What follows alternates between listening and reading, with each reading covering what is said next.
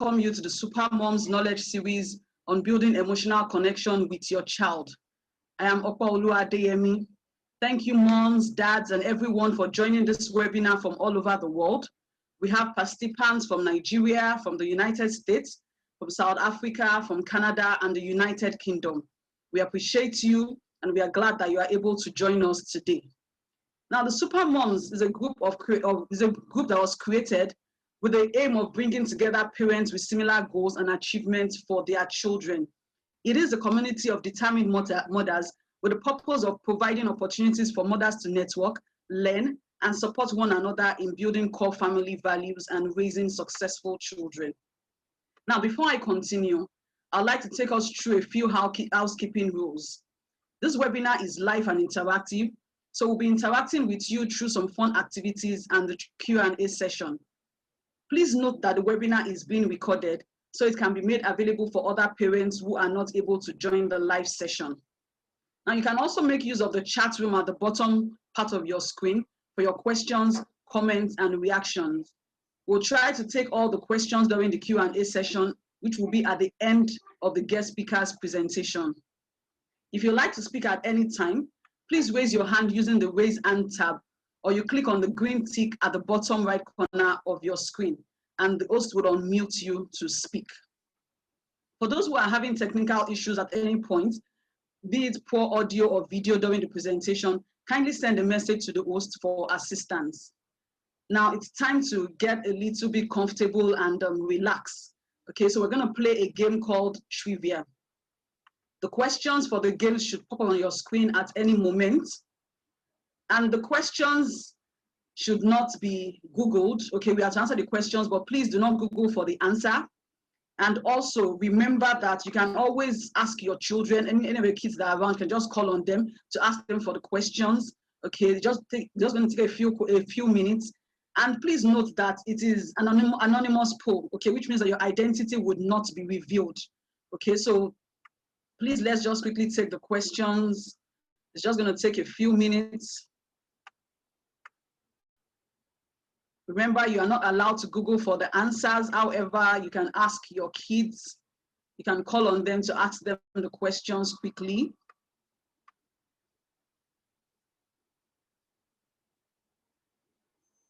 Okay, so we are waiting on you. Can you please help us with this?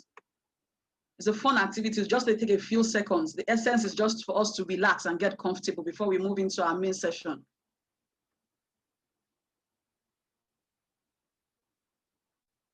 Remember, you are not allowed to Google for the answers, but you can call on your kids to help you. And also, please feel free to answer the questions. It's anonymous, like I said earlier, and so we won't even know who chose what. So please feel free to answer the questions.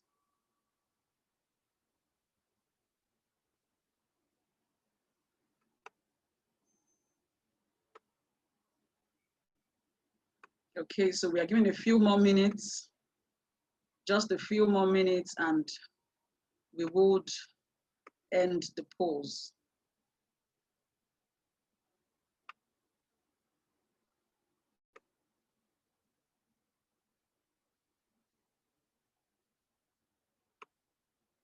Okay, so we'll be ending the polls any moment from now,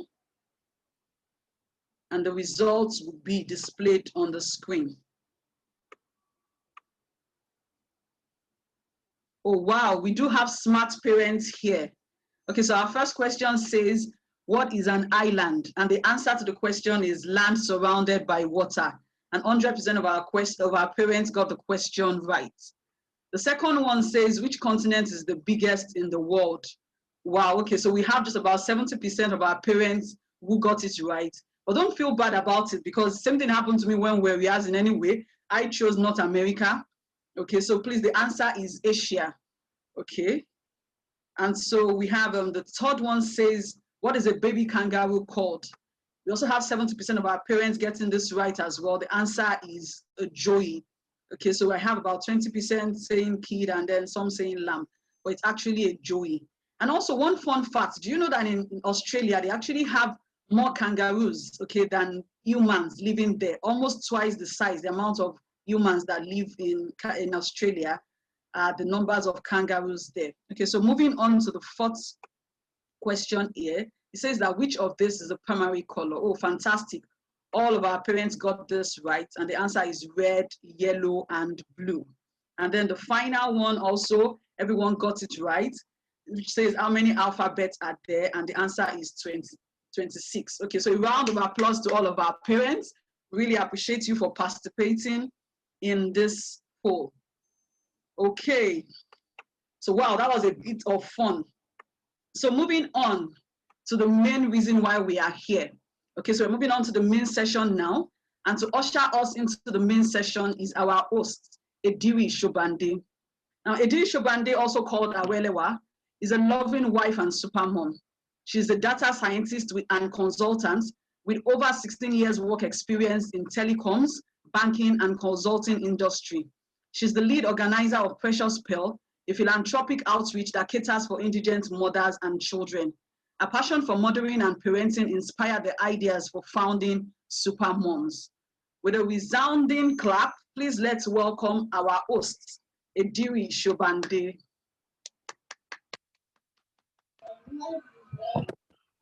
Ediri, you are muted. Please unmute yourself.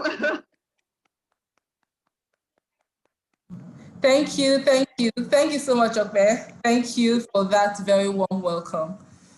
Thank you, moms, dads, and everyone joining us in this session.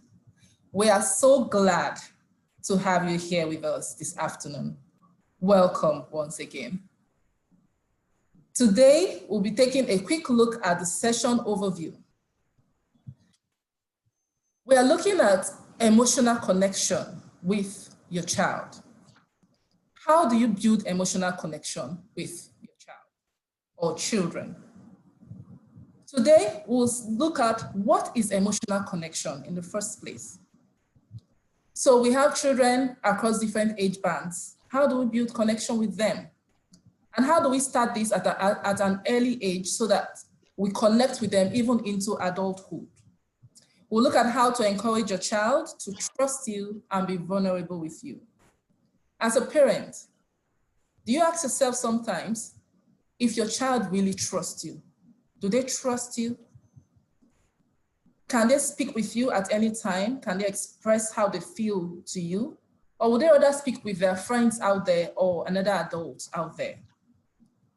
We'll be looking at how to deal with sibling rivalry amongst the children and how to prevent it.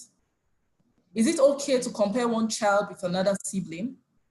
Are there repercussions for doing that? We'll look at all these concerns and many more. So to take us into the main session, we have a special guest.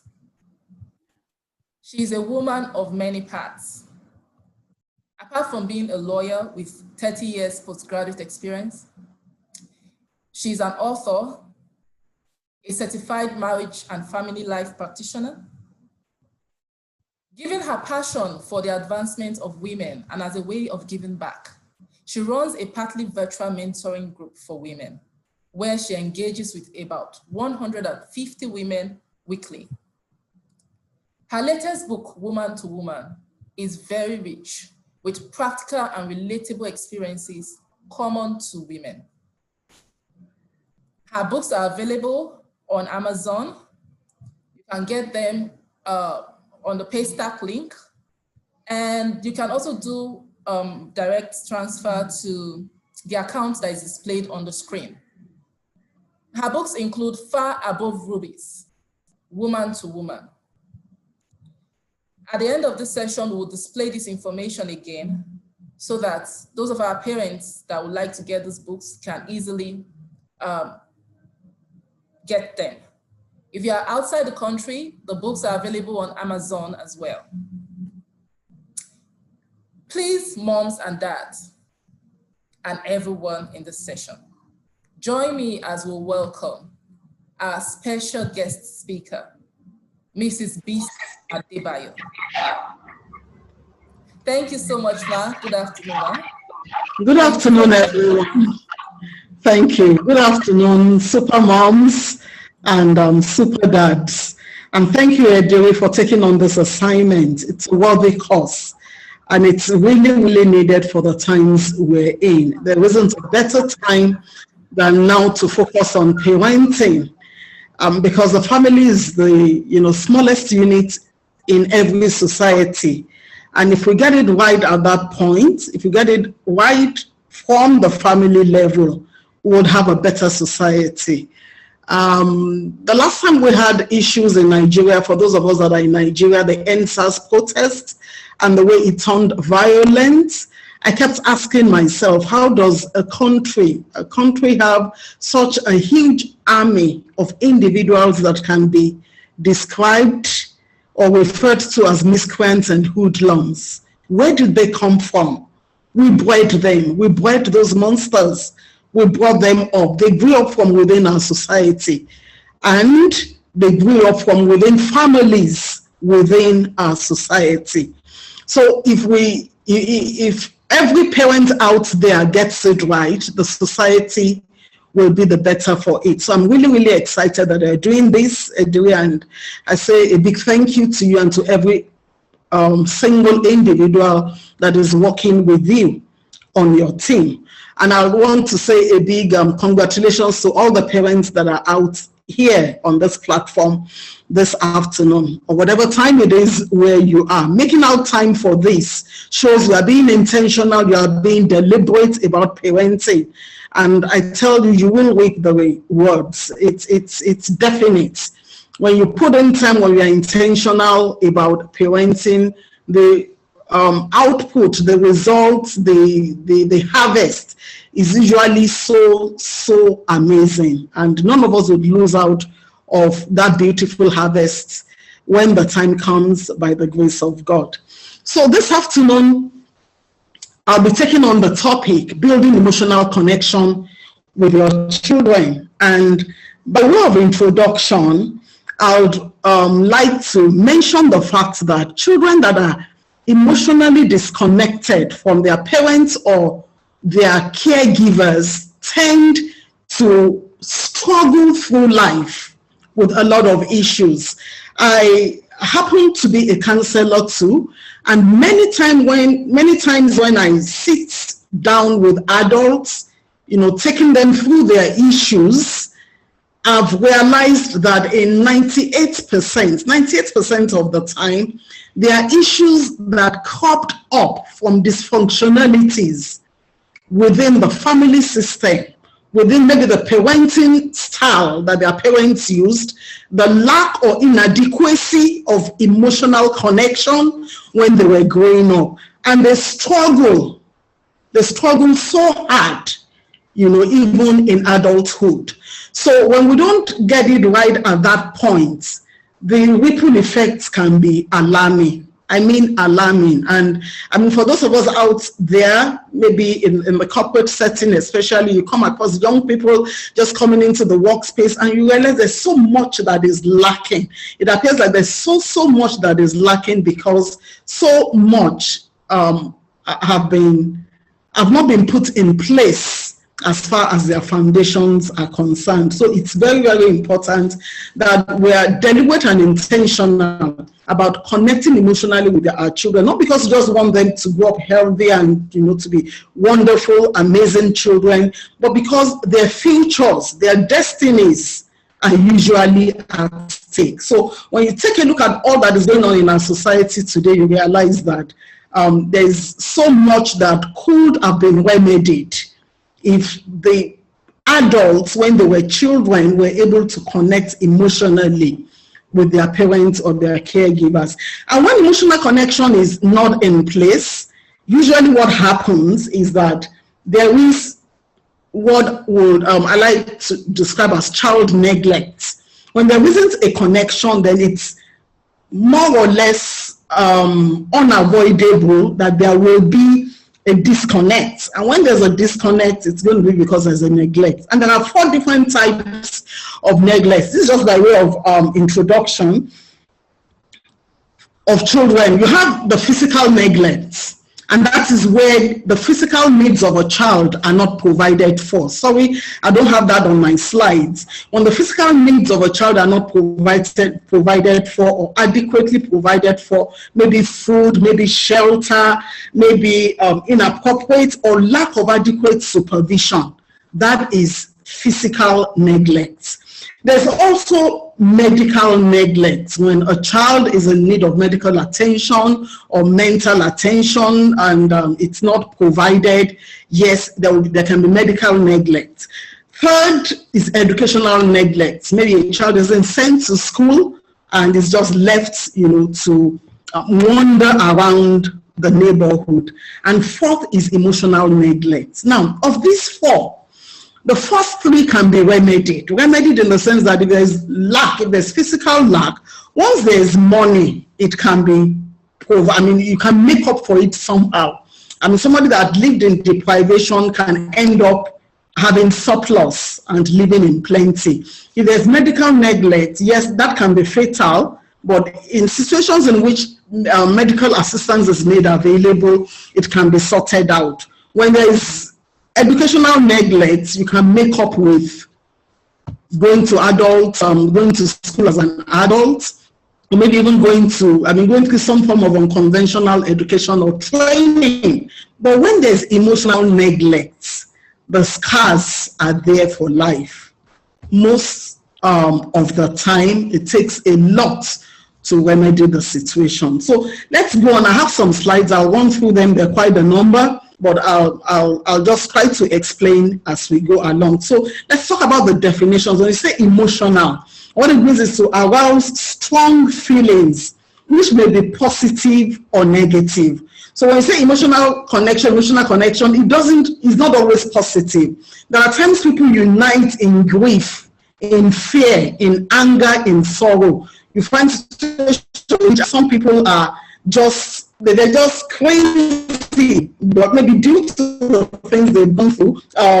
Pedophiles, for example, they are united. There's a connection when they are in an organized group and they perpetrate all sorts. So emotional connection is not always positive, but today we'll be focusing on the positive one that focuses on arousing strong feelings of joy, of love, of warmth, of acceptance within the family unit. Now, when we talk about emotional connection, we're talking about a bundle of subjective feelings that can come together to create a bond between two people or even more.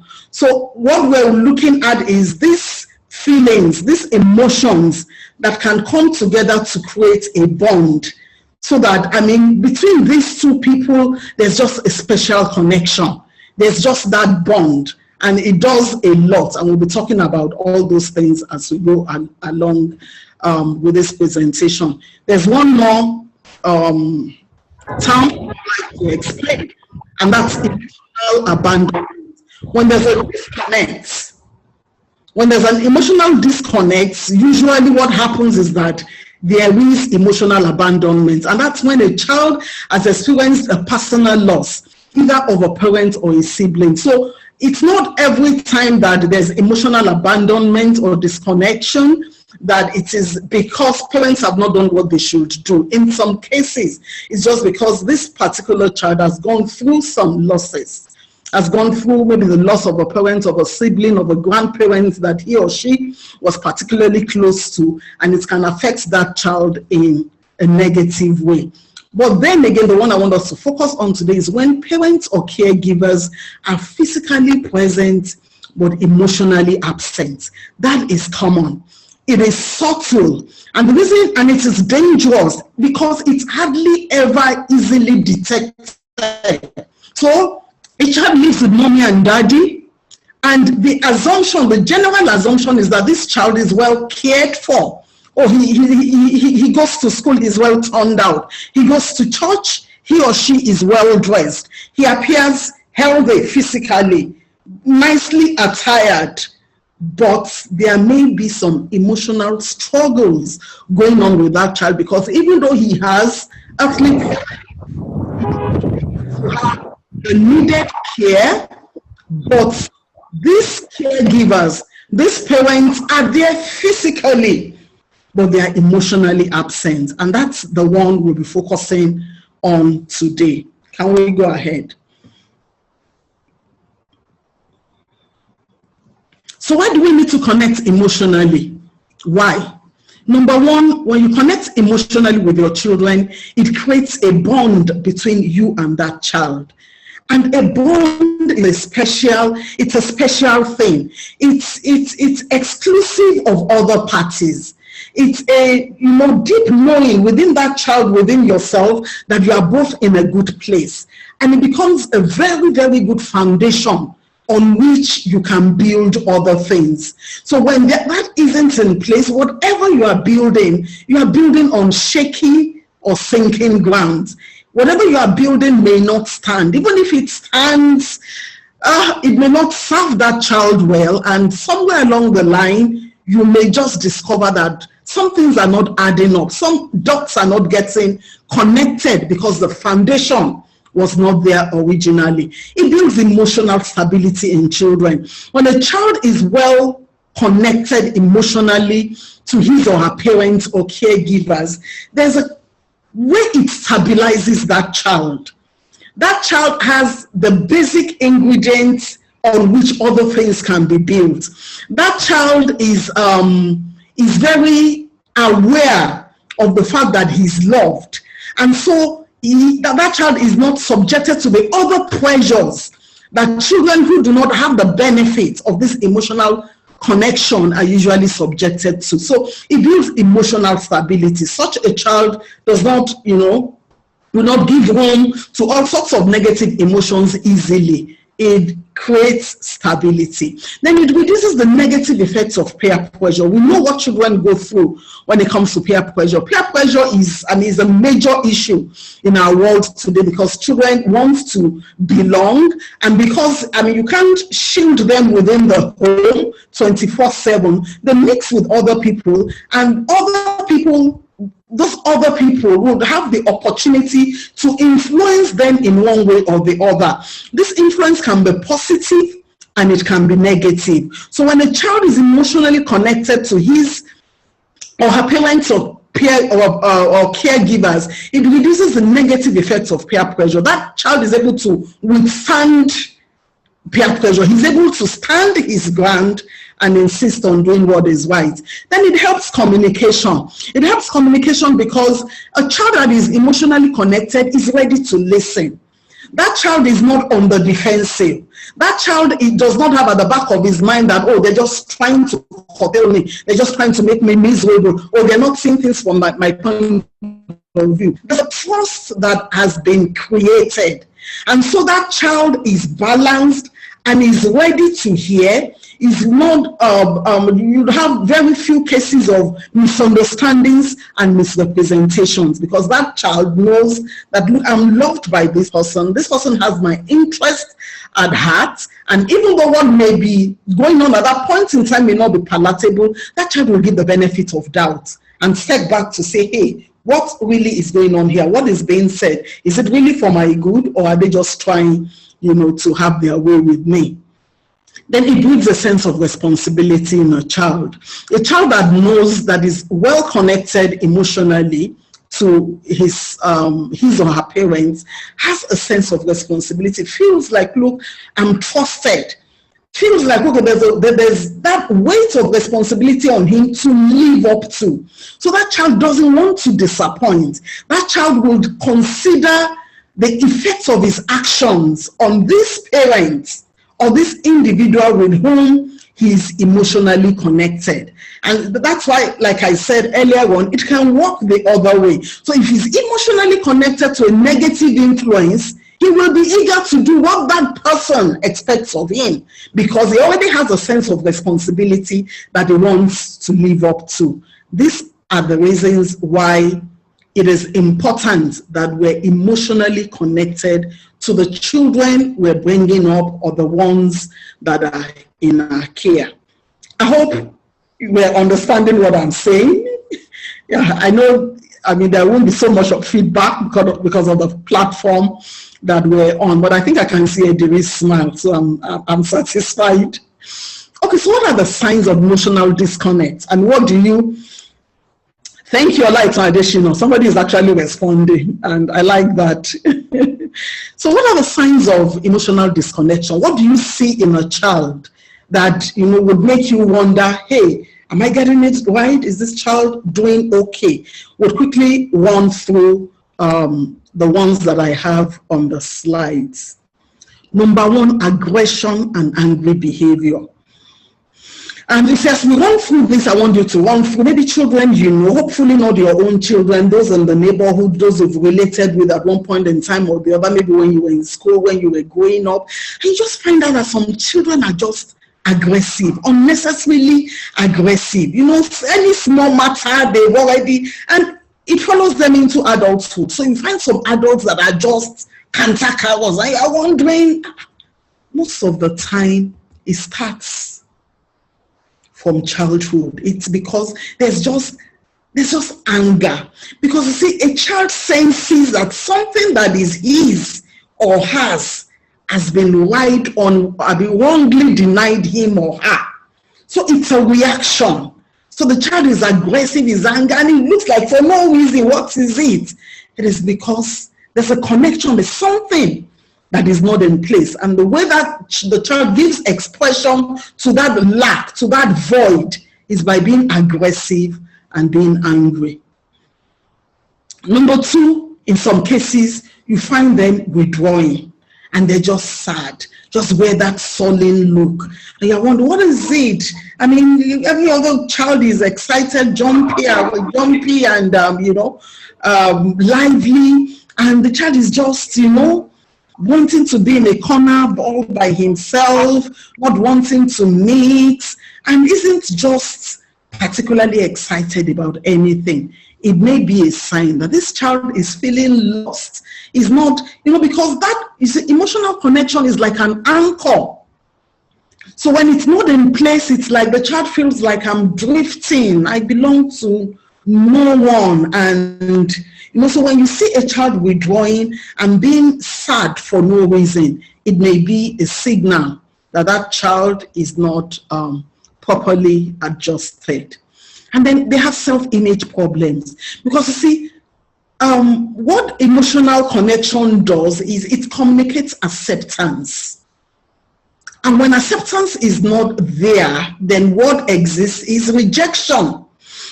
And someone that has suffered rejection or that is, on a continual basis suffering rejection will definitely have self-image problems. So he thinks he's not good enough. She thinks she's not good enough. There's a play in school. The teacher wants him or her to take part. And she's feeling, I'm not good enough. I won't be able to. He has not even tried it. And he said, I won't be able to recite it. Because that child is already doubting himself or herself. It creates self-image problems. And then many times you find them daydreaming. When a child daydreams, it's not in all cases. These are just likely symptoms. I'm not trying to say every child that daydreams, has issues. Some just that they have a fertile imagination, and they are off to la la land at any point in time. But in some cases, it's because they are trying to make sense of their situation and identity. They're trying to wonder, so what have I done? Why am I not like every other child?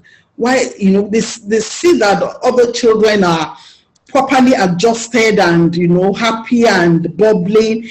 And he can't bring himself to be that way because something is lacking. An anchor is not in place.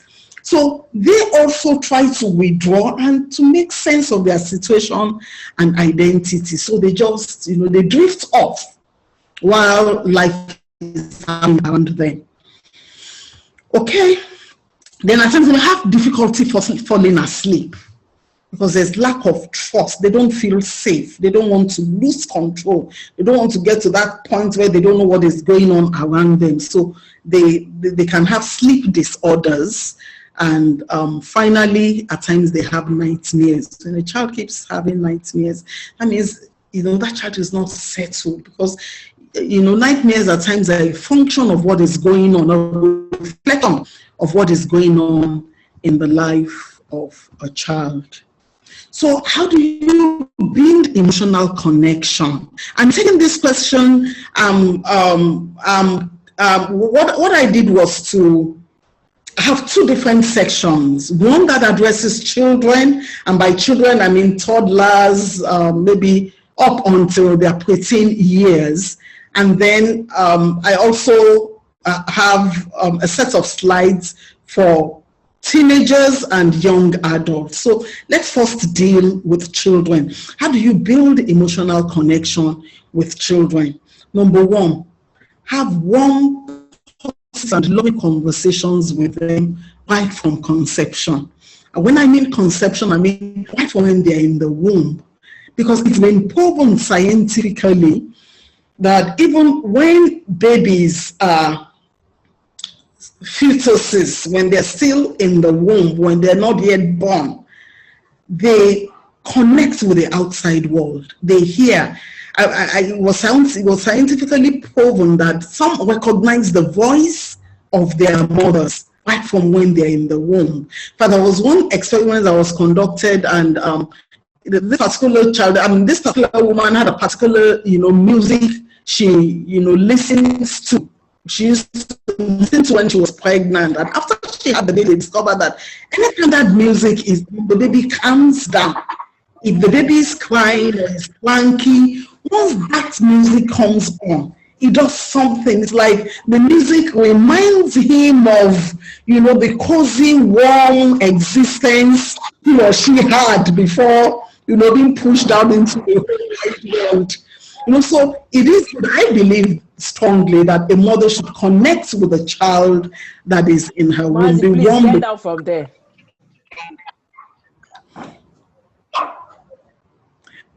Okay, can I continue? So it's good for a mother to have that even when the babies are not met with them, but you can be conversing and loving them right from when they're in the womb. Number two, plenty of physical touch when born. Babies are meant to be cuddled. It's a crime to have a child, a baby, and not cuddle.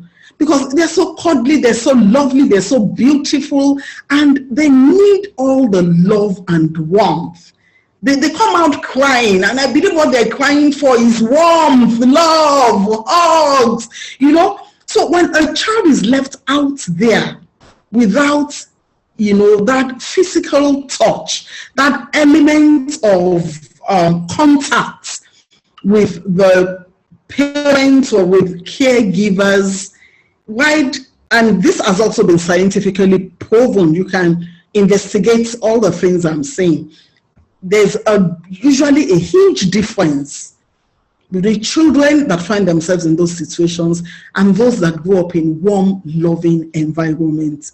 So when a child is born, when you have a baby, and when that child is a baby, please cuddle, please love the child. It's and unfortunately, some mothers are unable to, not because they don't want to, but maybe they have postnatal depression, maybe they have issues going on around them. Some even find it difficult to connect with it. They have the baby, but I don't feel any love towards this baby. Maybe the circumstances of the child's birth, depending on what happened when the child was born, the circumstances of the conception. So it is not automatic that the child is loved. Some women struggle. And so when there's this struggle, those around should please come in and fill that gap. While the mother is being attended to, the child should not be left high and dry. There should be plenty of physical touch, hugs and kisses. Please, that cannot be overemphasized. Then avoid tension and toxicity in the environment. Children sense it and they soak it in. And so I say to parents, the best gift you can give to your children is the warmth of a loving relationship, the gift of a warm and loving relationship with your spouse. let there be love in the air. Let that child grow up saying mommy and daddy, cuddling, gisting, running around the house, playing, you know, and just generally being happy together. When you shout and you scream and you quarrel around little children, it damages them. It damages them emotionally. You are scarring them. They may not be able to say, but they remember for life. A friend of mine recently was telling me that she remembered the day her dad beat her mom up, and she couldn't have been more than 3-4 years then.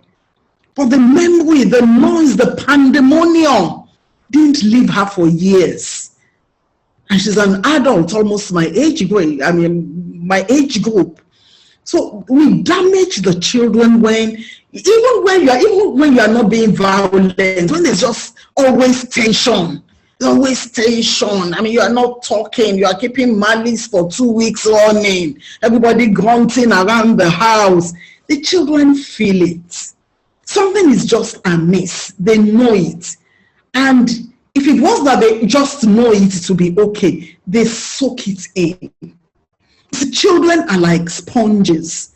You don't have to pour water in a sponge. If you put a sponge in a wet place, it soaks in whatever is there. And that's the way they are in the, I think, first 7 years of their lives. They soak in the environment. They soak in the things they see. And their personalities are getting formed in the process. So a lot of time when there's tension around the family, it creates an emotional disconnection for the children already. Then again, you need to study your child to identify his or her needs. So children are not all the same. Not 2 children are exactly the same.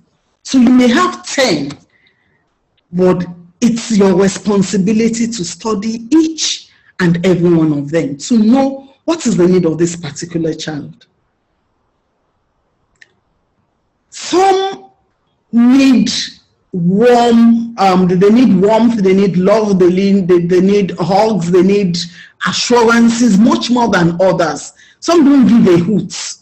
Some are just, I remember when our kids were growing up, my older son had always just been a happy-go-lucky, you know, so even when you snap at him and you scold him and you think he will withdraw into one corner, he will withdraw for maybe 2 minutes. The next minute is there, you know, mommy, you know, ready to get out. I'm wondering, see the guy that I just, you know, smoked a few minutes ago, you think he'll be sober for much longer. Meanwhile, the younger one, if you frown too much at him, if you even correct him in a strong manner, he withdraws. You don't have to beat him for him to cry.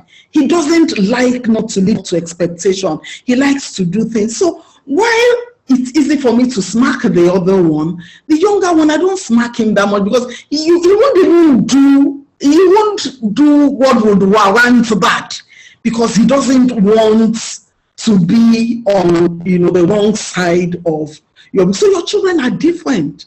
And because they're different, their needs are going to be different.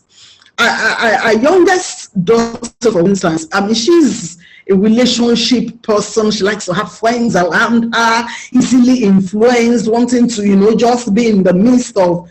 So when we suggested her being a day student, she said, she did not, she said she will not be a day student. She wants to be in the hostel, in the community of friends and, you know, gist and just. So you must know. We knew that if we should force her to be a day student, she will be miserable.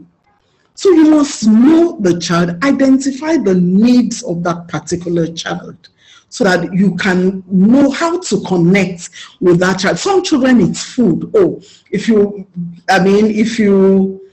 go out of your way to give him what he really wants, maybe his best meal, and he'll be your friend for the next 3 days. And when you ask that, they won't respond to. So you must know your child. There's no one cap, fits all when it comes to that. You need to study that child and identify the needs to be able to connect with him or her. Then communicate and verbalize love. And love for children, fortunately or unfortunately, is spelled T-I-M-E. And I'm sure you're going to be wondering, where does she want us to find this T-I-M-E in the world we live in today? You have to structure and organize. Because when you tell a child you love that child, but you are not available, they're not able to understand. They're not able to understand. And it's just usually that need for them to be around the people they love and with whom they emotionally connect. And it goes into adulthood. I mean, my grown children in their 20s will still, when they are home, they can just come into the room and say, Mommy, are you going anywhere today? And if I say, no, I'm not going anywhere, I see that joy on them. It's not like, they may just be in their own space doing their own thing. But they just like the fact that, okay, she's not going anywhere. We're all together. So you need to know that time is what they value. So you must be able to structure yourself in such a way that you are able, to communicate and verbalize that love and prove it by spending time with them. So when my kids were much younger, I was in paid employment at a point in time, working in the financial institution. It was tasking, but I made sure my weekends were reserved.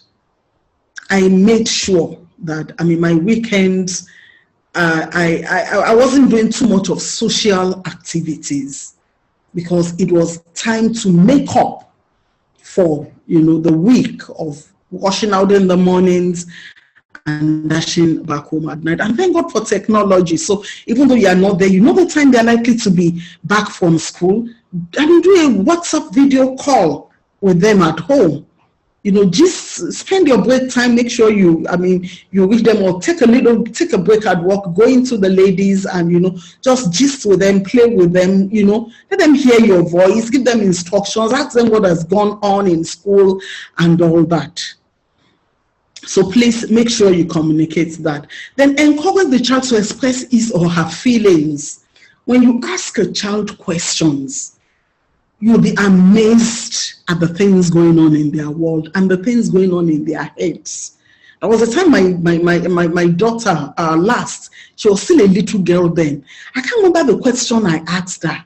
And she just said matter of factly, oh, Nene is finer than me. She's fair. I'm black.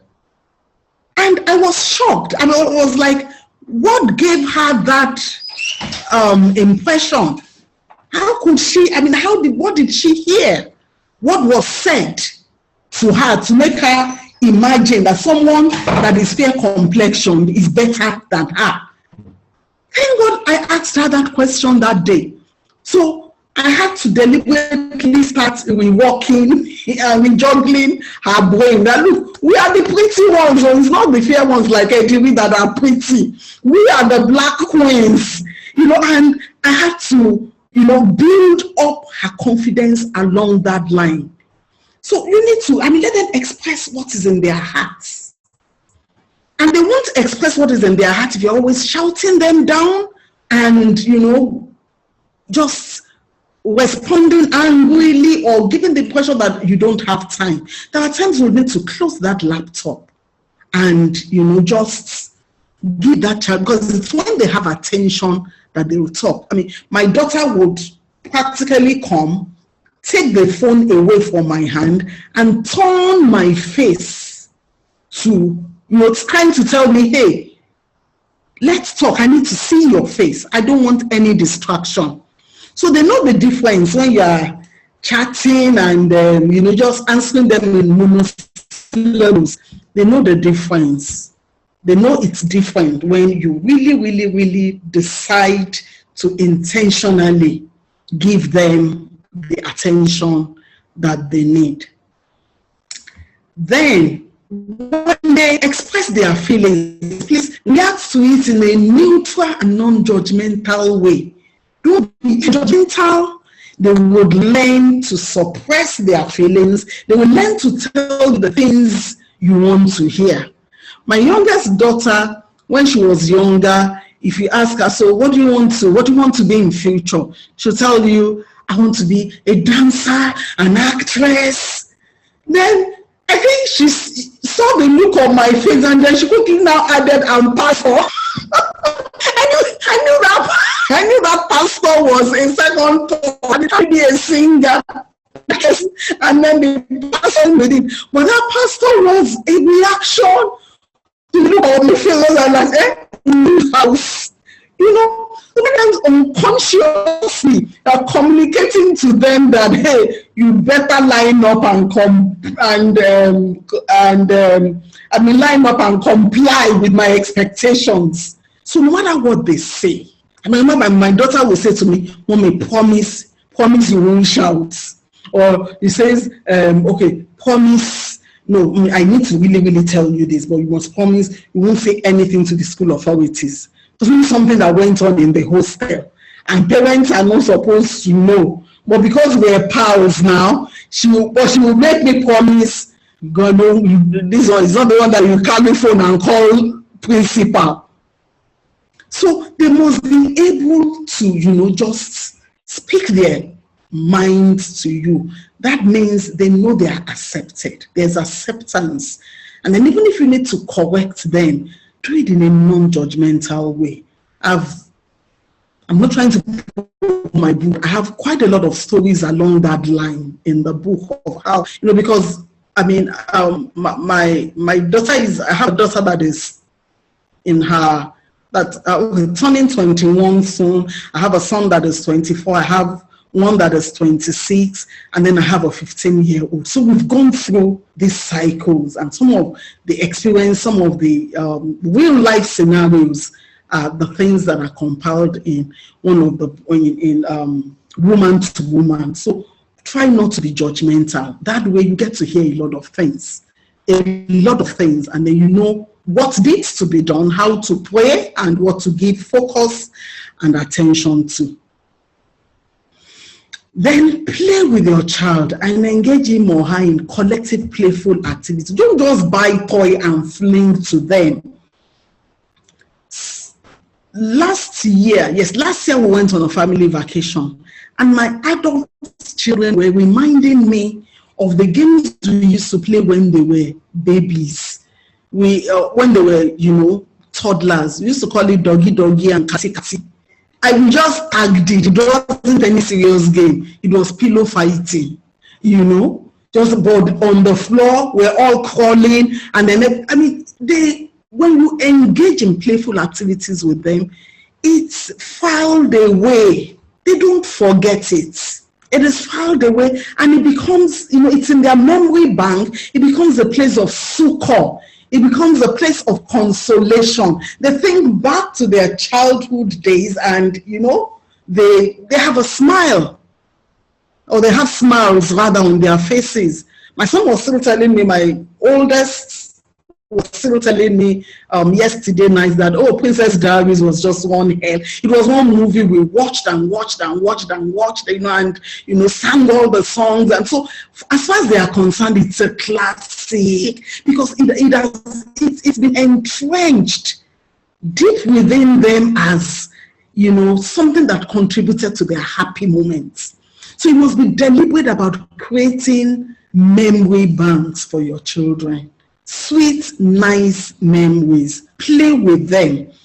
Become silly. Join them. Let them make the mess. Join them in making the mess. And it builds stability within them, I can assure you. Then walk through assigned tasks together. So when you give them responsibilities, when they have tasks, when it's something you feel they may not be able to handle all by themselves, or you are trying to build up their sense of responsibility, you want them to start doing chores, walk through those tasks together. You're washing the car, and usually with parents, because we're always in a hurry, we don't want the time. Even when they want to help you, then you make it more difficult for that. I will now spend 2 hours cleaning up. Thank you, don't help me. Thank you, don't help me, because you just want to get the job done. But realize that by walking through those tasks together with them, you are actually investing. You're building capability in them. You are teaching them to love to work. They will be able to attach happy memories to those tasks, and work will not become a bore for them years down the line. So walk through assigned tasks together. Be vulnerable with them to the degree that they can bear. Share your challenges and your victories with them. Be vulnerable. The reason why I'm saying to the degree they can bear is don't put all your problems on them. Because children too can become very weighed down, and they think, mommy is struggling, daddy is struggling, and then they start, thinking like, feeling guilty that, okay, it is because I have to go to school. That is why they are poor. That is why they can't afford this or that. But at the same time, don't give them the impression that it's all rosy if it is not all rosy. So let them know something. Maybe just something like, mommy is not feeling too fine. I need you to pray for me, Or something like, I have a lot of work to do at the office. I really want to play with you, but I have a lot of work to do at the office. So I need to shut myself up for some time. If I get done, then we will have time together. So let them in. Let them know that, you also have your challenges. And then share the victories with them. So they know that, okay, so life, that's what life is all about. There will be times of needs, and then there will be times when we can, come together and discuss the things that have gone on so well for us as a family. So let them be involved with real life. That's what I'm trying to say. Ask them for their wildest dreams and discuss those dreams with them. As if, don't worry, you are the next astronaut going to the moon. If that is because, they have wild dreams. Or don't give them the impression these dreams are too wild to achieve. So what it does is that it breeds confidence in them. So he wants to be a fireman, it is okay. Don't tell them how many fire trucks have you seen in Nigeria. But just, fine, fantastic. And don't try to change, and just, share those moments with them. Whatever it is. I remember my family wanted to be a footballer. I was like, you first go to school, You first go to school, then you go to school, you play football, and you say, no, it is football I want to play. So just indulge them. That is, they're just growing, and be a part of that experience. Don't forget it. They won't have in later years. But what it does is, when they are growing up, those formative years, it makes them balanced and happy with the world in which they found themselves. Share your faith with them and teach them to acknowledge and ask God for help. Let them know that, there is a higher force. There's someone to believe in. There's someone that, can help them, even if they don't sing, and that when they need him, can call on him. I was stunned one of some years, a long time ago, went to pick our children from school, and so we're driving outside of Lagos, we're driving back to Lagos. Actually, I think all of us were in the car, and we're singing, recording, doing all sorts. And then somewhere along the line, I don't know why, I just said, okay, so, do they have problems? It just occurred to me to ask them. I said, look, do you ever have are there times when you are in a fix and you're like, God, you need to help me? And then God actually came and helped you. We were amazed at the stories they shared. We were amazed. And I was like, oh, so they also have their own experience. They also have their testimonies. They also have their issues. And they're thinking, which issue do you have? I pay school fees, you eat, I clothe you. You are not lacking for anything, so to speak. But they have pressures. And when they all told their stories, every single one of them, and the amazing ways in which God, came through, and I was just like, oh, wow.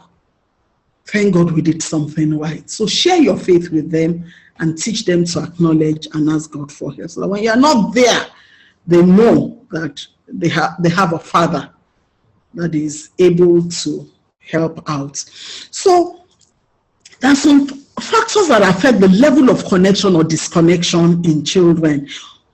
And what I mean by that is, it's not every child that would react to emotional disconnection the way some other children would.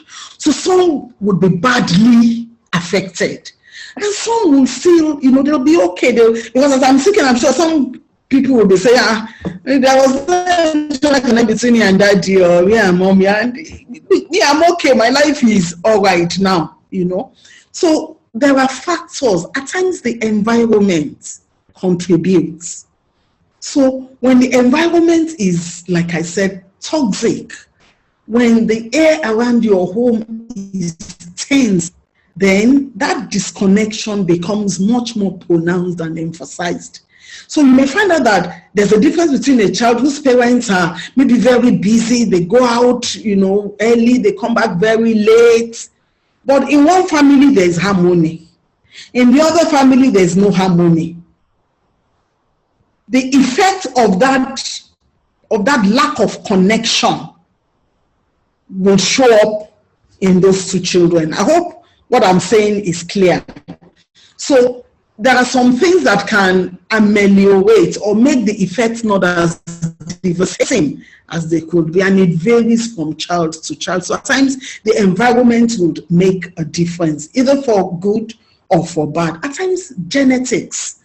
There are some children, there are some families that are emotionally fragile. It's just something that runs in their genes. They're not just too, some are rugged, and that in that family, they can go through anything, they will bounce, they are like, and some are just fragile by nature. So for some, the genes come into play.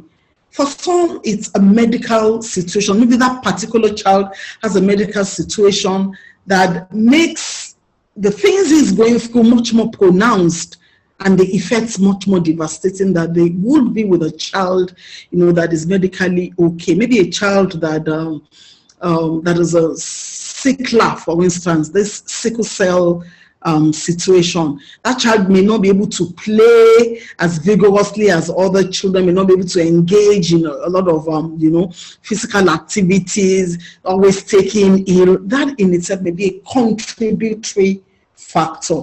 And then brain chemistry, it's a medical thing, the makeup, the connections within the brain make these things more pronounced in some children than in others. So we should just have that at the back of our mind. There are some things, the ones you can influence, please influence for the positive, especially your environment. That is very key. The people you let you and the effects they have on your children. Okay, so building emotional connection with teenagers and young adults. Please, how many minutes do I have more? Can somebody just type it out there, because I really didn't check. Okay, we still have about 10 minutes now. 10, okay. So I'll quickly rush through. Emotional connection with teenagers and young adults. And this is very, very key. Very, very important, because by the time they get to their teenage years and they become young adults, a few things would have changed. And some of those things, will start coming into manifestation. So the first thing you need to do is to study and seek to understand that child, the personality and the temperament of the child, just like you did with the younger, when they were younger. Just make sure that, you are still in tune, their love language, the things they're insecure about. So maybe your son is already wondering that every other person has beer and nothing is showing, and he's he's particular about it. So, the jokes you even make around him, you don't want to make him feel like a sissy, or maybe you have your daughter that is, just all of a sudden just blowing up and adding weight. You don't want to body shame her. So if she's insecure about, her body image at that point, you need to study them. We need to understand, because the teenage years are very sensitive years, because even they are confused. They're not children, they are not adults. So they wonder, if they act like children, you complain, you don't know your age. See how good you are. If they want to act like adults, you tell them, are you the one that put me in this house? Don't you know your place? So a lot of things are confusing. Bodies are going through changes. They want to belong, and that emotional connection that is there is pulling them, but then other things are also pulling them out there. So it's a very delicate time. You need to study and sit. I remember when my sons were in their early, teenage years, call them in school, and, because they're picking the calls from maybe the housemaster's lodge, and there are other students around, wanting to also receive calls. So when you've done all you need to do, and you say, I love you. And the funny thing, I noticed my sons do not say, I love you. Just say, okay, mom. They won't say, I love you, mom. I say, these boys are become mature. They want to prove that. But I didn't make an issue out of it. I could understand that they didn't want to appear like mommy's boys or go to their school. I won't hug them as much as I would have ordinarily. Or maybe you are walking with them, you hold their hands, and you find out stylishly the guy just, drops your acts like there's something. You must be sensitive to realize, hey, they are finding themselves at that point in time. And if you want to insist that the way you connected with them emotionally when they were younger is the way you still want to connect with them at that age, you may lose them. You would appear overbearing, and you may just become. They'll just see you as one cantankerous woman that will not let them be. So you also need to study them and understand what they're going through and give them space and respect. Next slide, I have 10 minutes. Demonstrate trust and verbalize it. And how do you demonstrate trust? Give them some leeway. Sorry, please.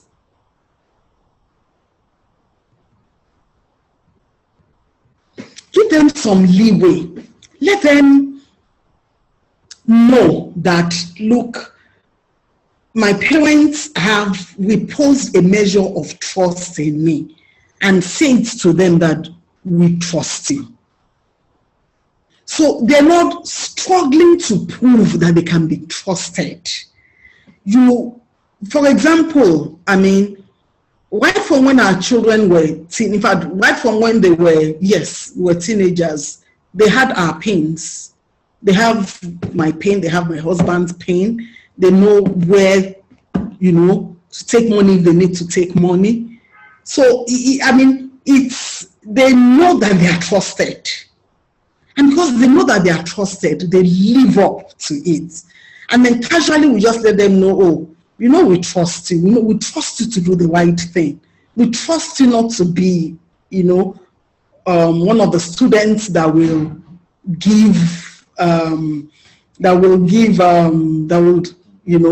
disgrace our family in school, or that will do something that shouldn't be done and will be publicly disciplined. So that it puts a weight of responsibility on them, and they will live up to it. Then be emotionally available to them. Let them know that when their emotions are concerned, you are also very, very concerned, and that you will do anything to ensure that, they are emotionally stable. So when something is going on, take out time to ask questions. So how do you feel about this? Ask them. Let them know that you are ready to reason out the situation with them. Don't sweep things under the carpet with them. I mean, recently something happened, well, not something, during the NSAS protests, and, you know, when the shooting occurred and we were also devastated, I asked my son, I said, so how are you feeling? How are you? How do you feel about this? And that night he said to me, Mommy, I can't discuss it. And I said, when you are ready to, let's do. Because I knew he was shattered. I mean that thing was painful. And I knew he in particular was so, you know, disappointed. And then eventually we spoke with it. So, but their emotional needs will vary. My youngest daughter right now, emotional needs is for me to watch Korean movies with her. Korean, I don't know how she got, now Mommy, yeah, we need to, and then when we're gisting and we're talking, she's telling me, okay, so you remember Champing, and you know, I told you this, and you know, the series, and the Korean movies, but I've been forced to watch because I want to be emotionally available for her. So we watch. I can't understand anything, but I'm nodding, she's explaining the culture, she's saying, you remember this, and I say, oh yes, I remember. But at that point in time, I just want to be available for her. I have a son who is a scientist. So, I mean, he wants, I don't know anything science. I'm an art student. But he is a science student. And he will discuss everything science. He will, when what is projects in the university, he mailed me the entire thing. And when I visited, he explained all the principles, everything is, as his experience is entering here, it is going out from there, but I'm nodding. I'm trying to ask some intelligent questions so he knows I'm following. Because, that is what he needs from me at that the point in the work he has done, and the understanding of the wonders of science that is stripping him that I know nothing about. So I think it's some just want to talk about their relationships, their friends, and at times it's even their friends of the opposite sex, and they're analyzing and they're asking questions. Be available to them, please. Don't give the impression that you are too busy. Then show affection. That one, you can't overemphasize it. Children thrive, even young adults, when they know they are loved, they thrive and they bloom, they blossom, and so you hug them, you hold them. Remember what I said, depending on where they are, after a while, they will get out of that feeling of wanting to be guys.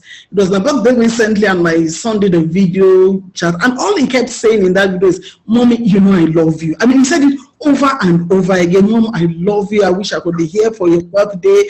And then you said, but at the point I said, I don't even need to tell you. I know you know that. So unashamed of the fact. Because he's no longer a teenager trying to prove to the girls in his class that, he's a guy.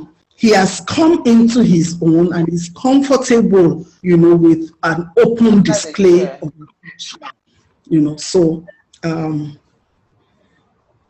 have pet names for them, and, show acts of love.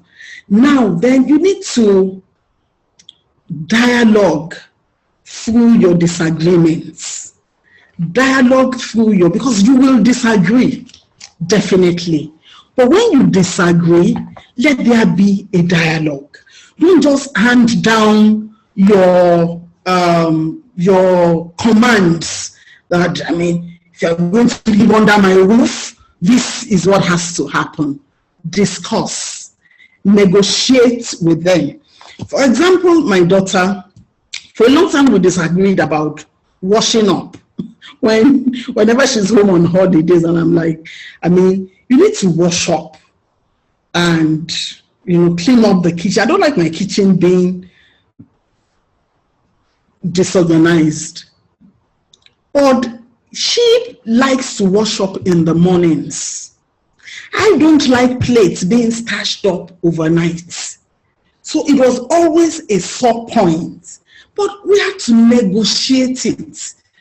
We had to meet somewhere in the middle. I had to ask myself, do you want to win the battle but lose the war? So what we decided was that, okay, so you will arrange, even though you are not washing up that night, but everything will be neatly stacked up in the sink. I don't want plates all over the place. Everywhere will be neat as if you have washed up. The only thing is that the plates will be neatly arranged, the leftovers sorted out, and then the next morning you can wash up. So it was a give and take. You have to, and I'm sure somebody is asking, did I dare negotiate such a thing with my own parents? But times are different. That is the times we live in are very, very, very, very different. So, for example, in our family, we have a family tradition. We don't do summer school. When it's summertime, everybody stays home. It's been like that from time immemorial. And when it's holiday time, we loosen, the rooms are they become very flexible. So they can eat at any time. They can sleep late. They can wake up early when they're on holidays. That's just, for whatever reason, that's what we do in our own family. And so when our youngest said she wanted to go for summer school, the other one said to her, summer school, it doesn't happen in this family. But she wanted to. And so we had to sit down to discuss. And we realized, she's like 6 years younger than her own older sister. So everybody is out of the house. Everybody is in school, away from home. She's the only one at home. So she's like an only child at home. Nobody to talk to, nobody to gist with apart from mommy and daddy. And so summer school became a need for her because it was a long holiday. Her older siblings were not around. And we had to concede. Because, we saw her strong reasons. And we said, look, there's no point staying at home and being miserable, so we had to change to accommodate her needs at that point in time. So dialogue, whatever you agree will become our decision. They will own it and they will gladly execute it because we got them involved. Now, put yourself in their shoes. Try as much as possible to, like, I remember that I think that was the time our son, drove his father's car. He was trying to learn to drive. You know what, teenagers eager to learn to drive, and maybe he just took the key and then we caught him at it. And then his dad was telling me, I even did worse in my own time, because you must realize that, look, they are young and there are some things that are peculiar to young people they will want to explore. And if you think back to the things you did at their own time too, you will realize they're not bad children as such. They're just being normal. I remember it's one of the incidents, one of the stories, that I put in my book when I discovered my daughter somebody was crushing on her, and it looked as if I was saying to, when I saw the trail, the message trail, I was like, and she did not know, she didn't agree, she didn't encourage it, but she did not tell him off the way I thought, you a good Christian girl, you should have even reported to the principal or whatever. And then I first thought along that line and I was upset. And then I said to myself, Bisi, when you were her age, I remembered that at that age, I had a crush. And I remember that I did not disgrace him. I was secretly enjoying the attention. So we had to sit down, we talked about it. And very, very interesting narrative. And at the end of the day, she was okay, I was okay. And I mean, she was shocked when I told her I had a crush at that age. She was all, I'd never seen her so attentive. The gist that day was something else. But she was now able to open up. And she was asking me questions like, so what do you do? How do you handle? How do you not mess up? Because I said, look, it's normal, it's natural. It's not to feel this way. It shows that your emotions are healthy.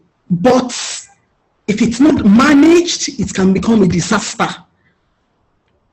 So I mean, we talked about it. And then I told her the age at which I met her dad, and I was saying, but our time was different. I met her dad when I was 16, although we're not dating at 16, don't start calculating time for me because I know her. But what am I just trying to say? Put yourself in their shoes. And don't just imagine that, I mean, you are one nice person that should be canonized, and they are the devils that, they are the demons that the devil is sending to terrorize your life. No. When you put yourself in their shoes, you realize they are more normal than we give them credit for, and you'll be able to connect with them. Okay, so ask them real questions. Ask real questions. How they feel about in an unpalatable situation. Ask them, so how do you feel? Ask them what their dreams are. What really what do you desire? How do you think you can achieve it? What help do you think you need?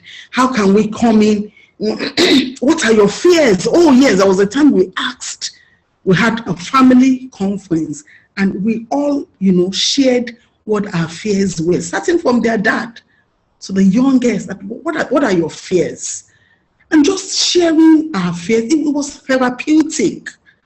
It was therapeutic. We could, they could understand some of the reasons, because usually they would complain that, hey, Daddy, they will not allow them. You can't even walk down you can't say you want to stroll down the estate. He would almost be trailing you with his car, blah, blah, blah, blah, blah. But when we discussed our fears, they realized where their dad could be that way with, it appeared like he was being overprotective. They could understand where he was coming from. And then we gave ourselves, we gave reassurances. And that was just beautiful. So please ask real questions. Don't sweep things under the carpet. Ask them real questions and let them open up and onboarding to you. Then support them through thick and thin. I remember our older son, initially we thought he was going to study law. He said he wanted to study law. And because I'm a lawyer and my husband is also a lawyer, that was exciting for us. But after his first year, he was no longer interested. He said, look, they did a test for them in school and said, look, your first strength is international relations, your second strength is politics, and your third strength is law. And he lost interest. But we were not going to force him. We sat down, we discussed it, and we said, okay, go with your hearts. So, and even though he knew that, left to us, we would have been tricked that, oh, he read law. But, we decided, look, it's his life. We said to him, we will support you. So let them know that they have your support, that you support their dreams, you support their aspirations, you are genuinely interested in them, and you just don't want to go on an ego tripping of your, for yourself. Because there was a child that once told the mom that, okay, now I will do. The child was like trying to get back at the mom by saying, okay, I will do this, and then your church members, like disgracing you before your church members. Because that child felt that she was much more preoccupied with keeping up with appearances before church members. And the child could see through that. Look, you're not interested in me. You just want me to comply so that you can show me off to your church members. So they need to know that you are really, really, really interested in them. And, you are ready to support them. Admit it when you are wrong and apologize. I remember there was once I snooped through my son's phone, and I saw things that I knew I needed to discuss with him. But the issue was, so how are you going to say you came about the information? And so I sat him down and I told him, look, I'm very, very sorry. This happened, and I promise you it won't happen again. Because, I mean, he was an adult then, but we went for his graduation there. And he just, I mean, I used his phone, and, you know, because we just set far into the night, he, you know, left the phone on my bed and went to his own room to sleep. And then I woke up in the middle of the night, and I was curious, and, you know. And so I said, but I'm sorry I did this, but there are some things we need to discuss. You know, so I first apologized, and he accepted the apology. And then we were able to discuss. And I told him it won't happen, and it has not happened since then. So you need to be able, there was a time I snapped at the house help, and I saw the look of disapproval on my daughter's face. You know, because she was just like, we didn't bring them up to speak disparagingly to the domestic staff. So the way I snapped at that girl, and the circumstance, I don't want to go into the story, but I saw that shock, that disapproval on my daughter's face. I apologized to my daughter and to the house help, because I realized I was wrong. I didn't need to. I could have communicated whatever it was that I needed to communicate in a better way. So when you are wrong, don't do our parent style. They call it Oboju style. When, I mean, they've done something wrong and they are saying, even if I'm wrong, I'm still your father, I'm still your mother, and it breeds rebellion. It breeds rebellion. It brings, you know, a deep sense of discontent, and it won't augur well in the long run. So please apologize if you need to. Keep your promises, and there's no way to explain that. Try as much as possible to keep your promises. Play together and have fun, even when they are adults. So many things we still do together as adults. So many things. I mean, nights when we just sing and dance and just gist, and, you know, let them know that even though, yes, they're growing up and they're becoming adults, they still matter. They're still a part of, they're part of your fulfillment bank, that you get a sense of fulfillment from, you know, your togetherness as a family. So play together, have fun, and somebody said the baby parents need to be in this webinar, and I agree with that individual. And then tell them the truth. Don't overshield it, especially when they are becoming young adults. Tell them the truth. There's one other story that is a woman to woman, you know, because when you don't tell them the truth, you can create unreasonable, unrealistic expectations out of them. So there was a time as son asked, why did you sell the Hilux truck? I mean, why? What happened? I mean, you know, the older one told him the Hilux truck had been sold, and we had to let him realize, boy, we needed to pay your school fees. And because money was not coming from expected quarters, we sold the truck. We didn't just say, oh, it's underutilized. We could have said, oh, it's underutilized, they're not really using it, blah, blah, blah, blah, blah. But we did not. We told him exactly, so that they would realize that, this education is a sacrifice. So these people are, I mean, it's not as if they have this money stashed up somewhere. They're actually sacrificing to see us through school. So tell them the truth. There was a time I had a health scare. We told them, you know, and when things got better, I mean, we also, so, because those are the things, these are the fabrics, those are the things that you weave together that become safety nets for you as a family in the long run. Then correct them. Correct them. If they've done something wrong, please let them know. Remember, there was a day my son, you know, came home and was, you know, all excited about a brand of Jeep that his friend's dad yes, his friend's dad bought, and he was just roaming about the vehicle and all that. And the next thing they said was, "Oh, Daddy, you need to get that type of Jeep." And of course, I mean, the dad was just like, "Oh, well, maybe later." And I said, "Come back here. Go and find out the cost of that Jeep and come and tell me." So he Googled it. He gave me the price. And I said to him, "Calculate your school fees plus holiday tickets plus accommodation plus feeding allowance. Calculate everything." I said, "This car," I said, "Yeah, this. Oh, you need to get the type."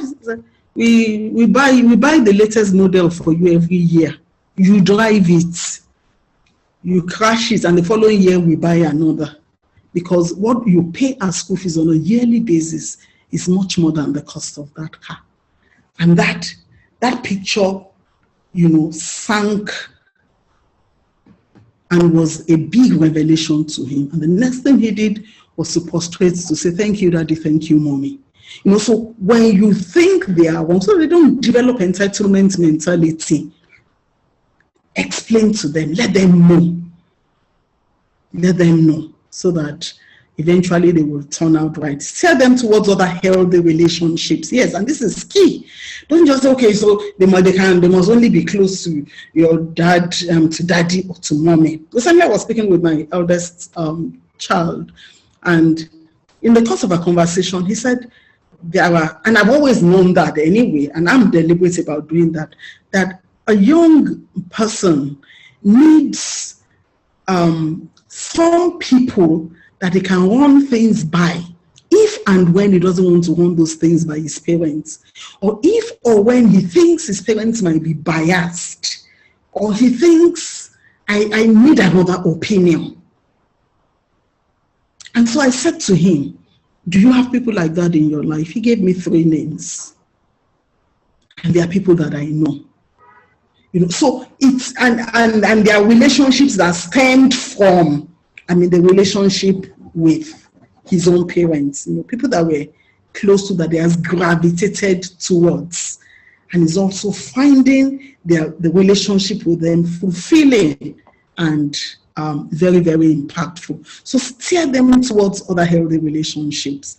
It's also part of connecting with them emotionally. Let them make their mistakes and turn those mistakes to learning curves. I have stories on this, but just let them, they won't get it right all the time. They won't get it right all the time, but let them learn the lessons.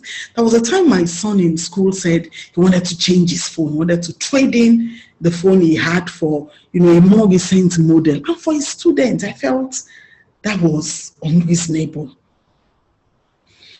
But his dad felt, maybe he's going to be paying the difference. We're not increasing his allowance. He's paying it from what. So his dad allowed him. I felt he shouldn't have allowed him, but he did. And then a month or 2 into buying this new phone, of course, the magic of the phone had cleared from his eye. 1. Number 2, the phone broke. So he wasn't able to use the phone, and he was still paying, the way you pay over a certain number of months for things like that abroad, and he was still paying. So he saw the futility. By himself, he saw his folly.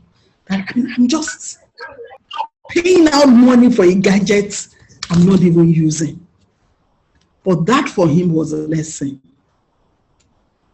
There was a year, we were begging him, buy a smartphone. When I can afford it, I will buy the type that I want. But for now, as long as I can pick my calls, his other social media handles were on his laptop. He did not get another one until he could comfortably afford it, because he learned his lesson the other time. So at times it's good for them. Let them learn their lessons, but make sure they are learning curves for them. Know when to let go. Know when to let go. When I said young adults, a time will come when you will stop taking decisions for them, stop making decisions for them. There was a time we said to him, look, you have to be home by a certain time. And he said to us, look, for 5 years I lived all by myself in England. Nobody was looking at time for me, you know. And then we said, okay, so because this environment is different, this is what we expect, you know, we agreed. But now, I mean, the guy is 26. You can't still be saying, so the agreement now is, okay, if you're going to be late, just let us know. And now we have agreed, okay, if you're on the island by a certain time, please don't come to the mainland. Spend the night on the island. You must let go. That was the time we wanted to go to Fela's shrine, and we're like, because kind of things that happen there, blah, blah, blah. We're like, I mean, pessimism. I said, look, he's an adult. It's because he's living at home that we even know. What if he had an apartment of his own? He would go. So we said, go. We said, go, but be careful. And then he came back not too long after us and said the place was too rowdy. It wasn't like what he thought it was. I think it was when Macron went there or so, that he wasn't, you know, by himself, he came back. So know when to let go and trust that the things you've taught them over the years will serve them well when you do. Connect with their friends and spouses, because at this point in time, hey, they're going to start having girlfriends. I told my sons, if there's a girl you like, you can be sure we will love her. And so that is like, look, I mean, we will accept. We will accept and we would love as much as we love you, the people you bring home. So we will try to connect with their friends. They know their friends can come.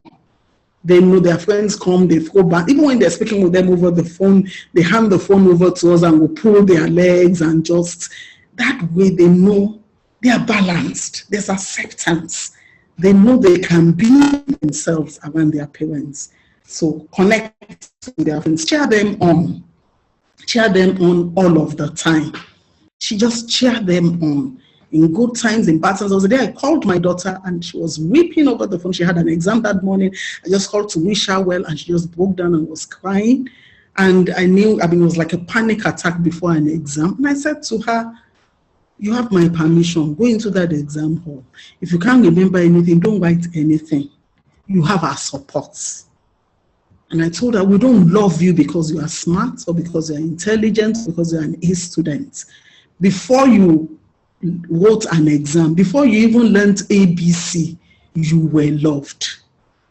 So, I mean, have that at the back of your mind and know that you have all the support that you need from your parents, and then pass on the baton.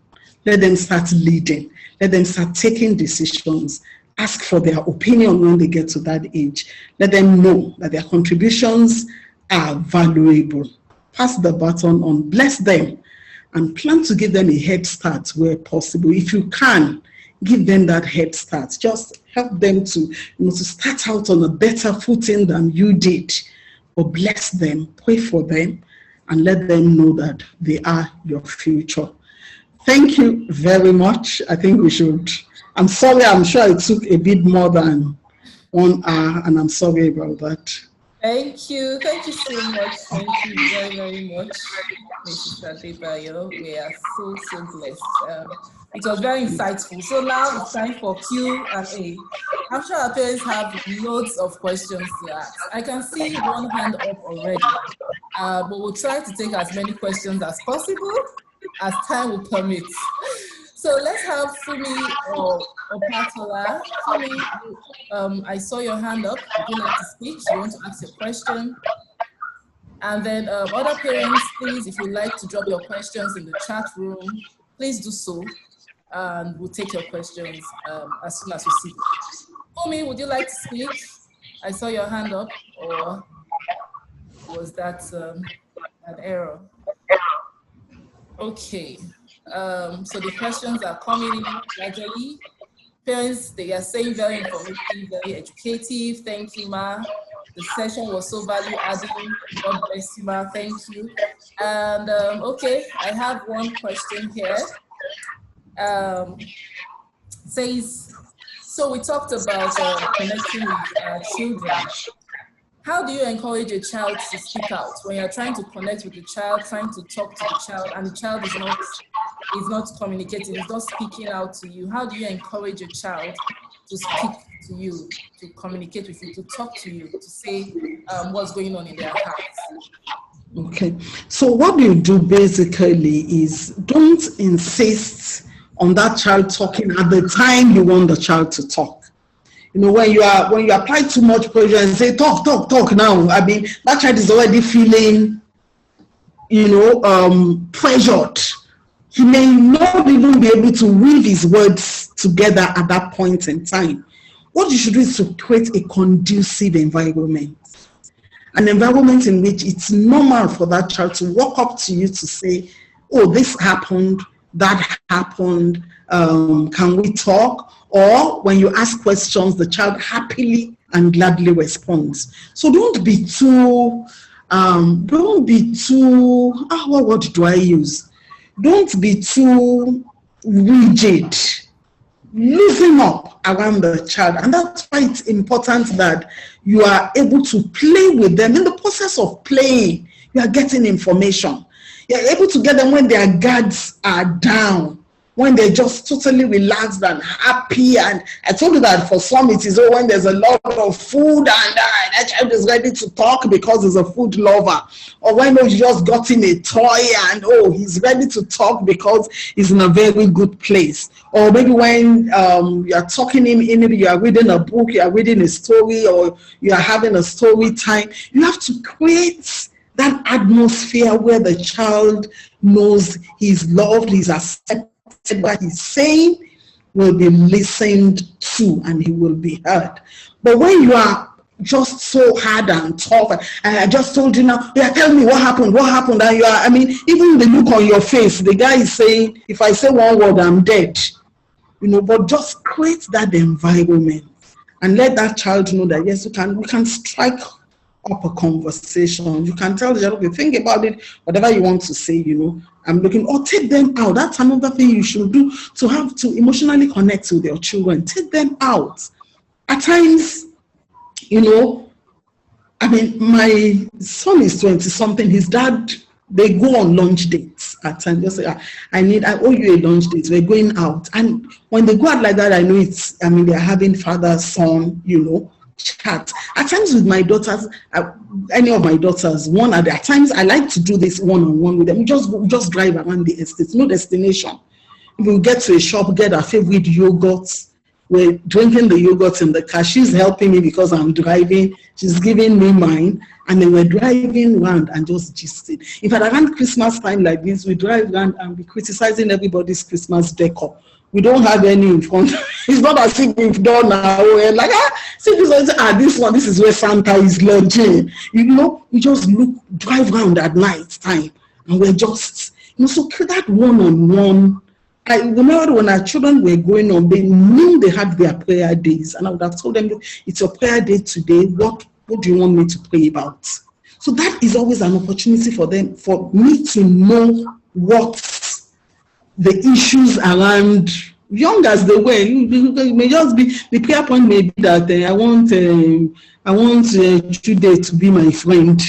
And I'll be saying to her, that's what I should be fasting for. You know, so I mean, I know what I'm praying for, but just for them to know that, okay, they're loved, they're being prayed for, and their needs matter. I ask them. You know, so it's an atmosphere that you create. It's not a one-time thing that I need to get him to talk now and he must talk. Thank you very much, ma'am. Okay. We have one question here from the parent. How do you manage your teenage girl who is bitter towards you and alleges that you are the reason for her negative mental state? Simply because you do not want her to always want her way and 100% freedom. She simply wants this diaspora freedom of being an adult at 18 years. Hope you can relate, ma'am. So she's asking, how do you manage that kind of teenage girl? Okay, so I would suggest that, I mean, apparently it's like they're both on a war path now. They're not disagreeing on some issues. And so I would advise the mom to calm down a bit. Not because the mom is wrong, but it's a strategy. If you're going to win her, then you have to change your style. I had issues with my older daughter at a point in time because she didn't like to hang around the kitchen at all.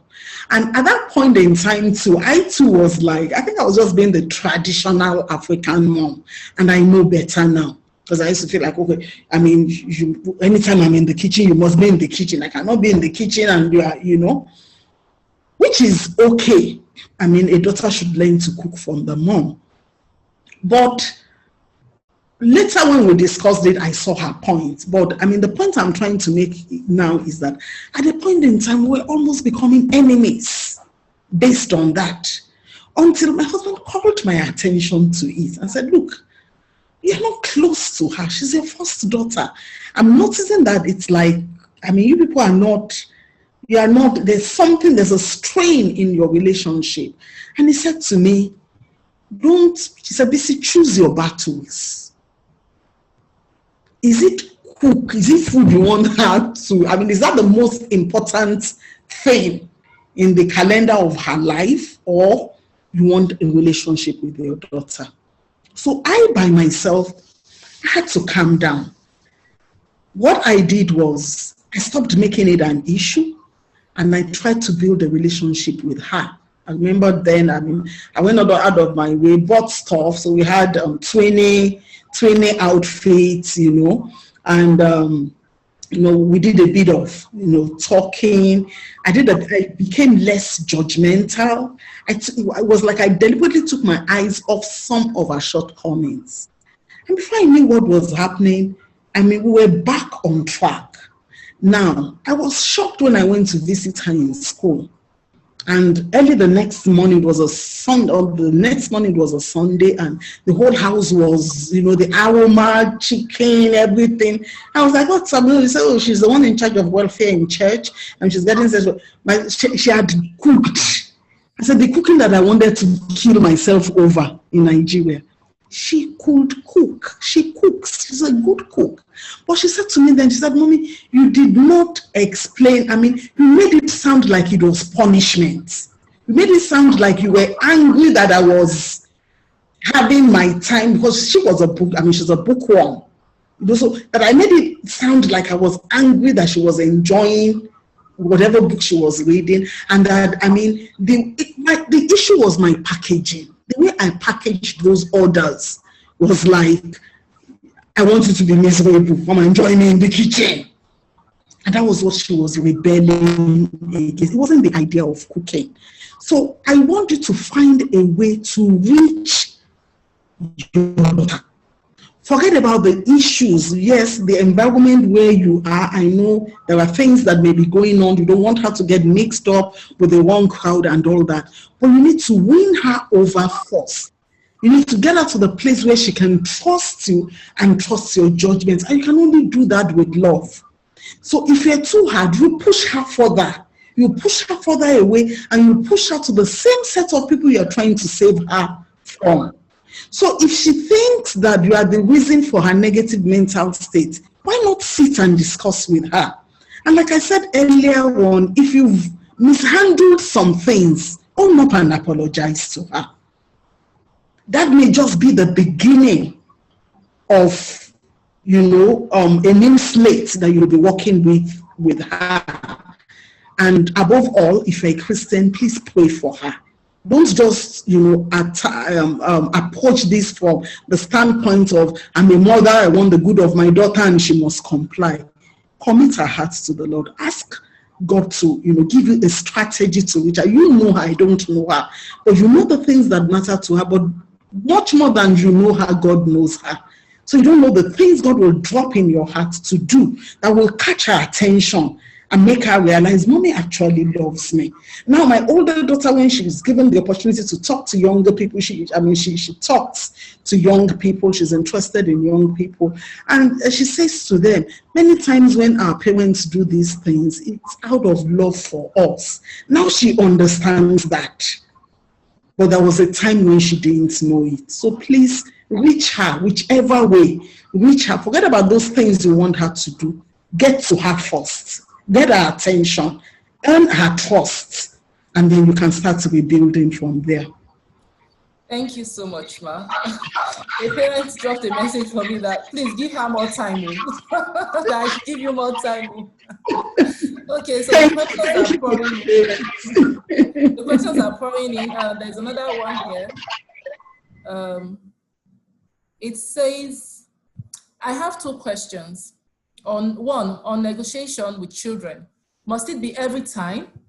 Are there not times where we stand our ground as parents? Then the second question says, also on telling them the truth about situations. At what age can this be done? Okay, so I like that first question. You see, at a certain age, remember this particular point, I brought it in for the children and I emphasized the fact that it is what they can accommodate at that time. I mean, talking about, telling them the truth. Okay, so let me take the first one first, negotiation with children. You don't negotiate with children as such, with the very young ones. There has to be a structure into which you fit them in as they grow up. I hope you understand what I mean. So you don't leave children to determine what they want and how they want it. If they do that, I mean, it will be an anomaly because, I mean, within the home, there should be a leadership structure, and it's an anomaly for the children to be the ones leading and deciding what happens. So at a point in time, you lead. But by the time they're getting into their teenage years, let it be that your decisions are taken with their inputs. You don't mean, it's not like they're the ones deciding, but there's a way you can decide and make it appear like you sell it to them, let them buy into it. When it is an order, it can give the impression at times that, I mean, their perspectives were not taken into consideration. And so it's an order and they're like, okay, we'll keep to this order, but when we leave home, and that's what happens to students who study abroad many times. So the parents have rigidly kept them to a particular, maybe routine or do's and don'ts, and the children don't really believe this is the way they should live, but their input was not sought. I mean, their perspectives were not shared. So they're just waiting to leave home. They're just waiting, at least at uni, I will leave the house. And that's why they go into the private universities. It's happening here in Nigeria. And I mean, they get hooked up on drugs because they're rebelling against the fact that, look, we were never hurt. Or they travel and they don't want to come back home. And all sorts of things are happening, and they're trying to get back to. I heard of a girl who got pregnant in school abroad and gave out the baby. Okay. And I mean, the parents were like, I mean, this is their grandchild, for God's sake. She did not disclose to them who she gave the baby up to for adoption. So, but investigations revealed that she was trying to get back at them. So we need to handle them in such a way that they know that their perspectives matter. Even though at the end of the day you may say, yes, I understand what you are saying, but for this time, for this season, it will not work. I mean, like I told her about my son, I said, look, the way Nigeria is now, the way the structure is, all that is happening is, if you are on the island by a certain time of the day, please don't come home.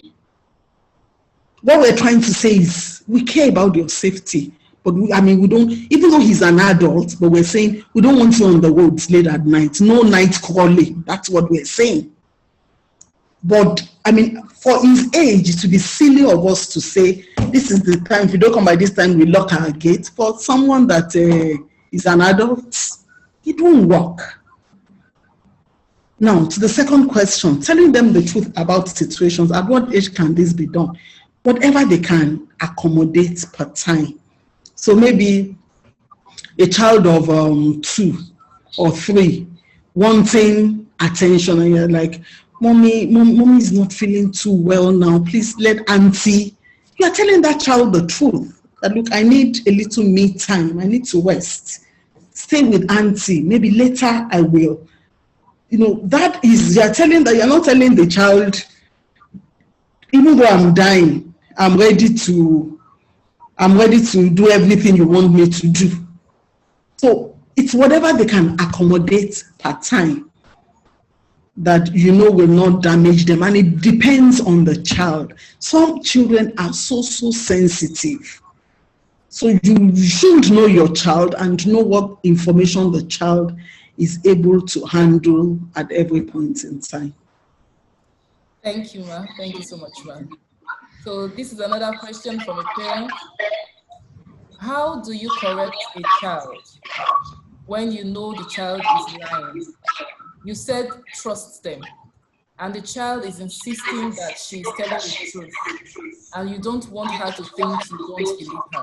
How do you correct the child in that situation? Sorry, please, can you come again? Sorry. How do you correct a child when you know the child is lying? The child is lying, and you said that you should trust the child. Well, you know that this child is lying. The child is insisting that she's telling the truth, but you know that the child is lying. And at the same time, you want the child to believe, to think that you believe her. Give her the benefit of doubt, and then walk in such a way that, the next time, I don't want to say set traps, but walk in such a way that you have incontrovertible evidence to confront her with. Because many times when we think, I've had situations in which I was so sure that, somebody took something. But I couldn't bring myself to just imagine that, they won't do that. But at the same time, I knew, but I thought I did. And maybe weeks, days later, you discover the stress of Lagos was what had killed your active brain cells, and you find that thing where you actually kept it. So imagine the damage you would have done, maybe beating the child because you are so sure. So when there's a benefit of doubt, when you cannot confidently say, like there was a time I saw PlayStation inside my son's school bag. He was carrying the PlayStation machine to school. He was a day student then. It was inside his school bag. There was you can't tell me it was an angel that kept it there. He couldn't, that one was, okay, so what is it doing in your bag? He owned up, well, I told them in school that I have, and they said, my friend said I should bring so that we can play. And I gave him the beating of his life that day. So, there was I saw it. It's not a question of who moved it, I didn't move it, I moved it, I didn't move it. So, just give that child the benefit of doubt, because the harm that you do when the child is actually telling the truth, and you insist that child is telling a lie, and you punish that child or, insult that child, it can make the child turn around from being a good child to a bad child. Because she may just conclude, they won't believe me anyway, so I can as well do the wrong thing. But when you have incontrovertible evidence, then you can sit that child down and have a conversation with her. Whoa. Parenting is not easy. It requires a lot of wisdom. Wisdom. So there's this question here. The parent says, I've told my child, I tell my child all the time that I trust you, and I trust you. But each time I ask the child a question, the next thing the child will say, why are you asking me again? You don't trust me. Asking a child a question over and over again, is it a sign of not trusting the child? When you ask the child, are you sure? And you keep asking because you just feel sure, and the next thing the child comes around to say, oh, mommy, you don't trust me. That's why you're asking me this question. Is that a sign of not trusting the child? You see, so it depends. It depends on your communication style with that child in the past, or I mean your normal way of communicating. So for that child to be telling you, you don't believe me, it's because you are asked that. Are you sure that you are asking? I mean, you're just saying, I don't believe you. Except you know that in times past, such repeated emphasis and repeated questioning led to different answers. One is, are you sure? Are you sure? And saying, but actually, the story changes again. Are you sure? Are you sure? Are you sure? In fact, if that has been the trend, then it will be like, well, that's your style of extracting the truth. But if you haven't had such incidents before and the child says, I did not, you cannot be muttering, so I wonder who did? I mean, what could have happened? But asking that child, did you, are you sure, are you sure, are you sure? If that child didn't do it truly, the child will feel like, I'm not trusted. I'm not trusted. So if you ask and that child, if the child has been giving you issues along such lines and all that, you can just say, look, I need to know. I need you to tell me the truth. But once he does,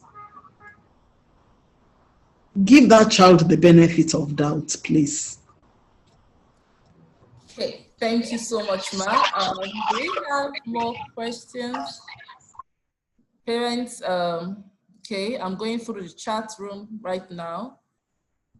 There are no more questions. Please, if we have not attended to your question or your concern, you can indicate by raise of hand and we'll take your question. But for now, I'm going through the chat room and there are no more questions. Thank you.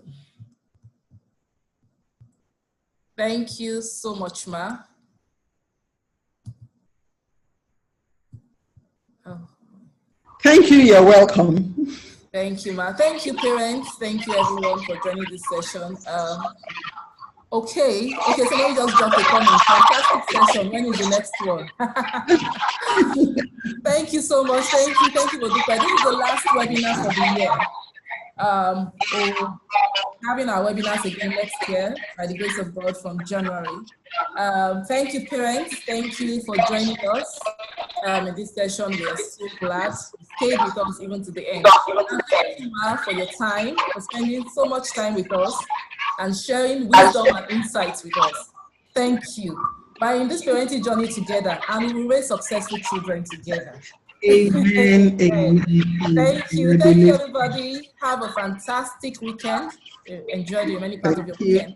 We will display the books and how you can play the books on the screen shortly. And I will also drop her handles on the chat, so you can send her DMs if you want to get her book or if you want to reach out to her. Please, parents, will be sending out a survey after this session. We'd like to hear from you. We'd like feedback. We'd like to know how the session was. We'd love to hear from you, feedback and also suggestions for other sessions. Thank you. We appreciate you. Thank you, everybody. Thank you so much, Ma. Thank you, Ma. Pleasure. Bye. Bye, everyone. Enjoy your evening. You too.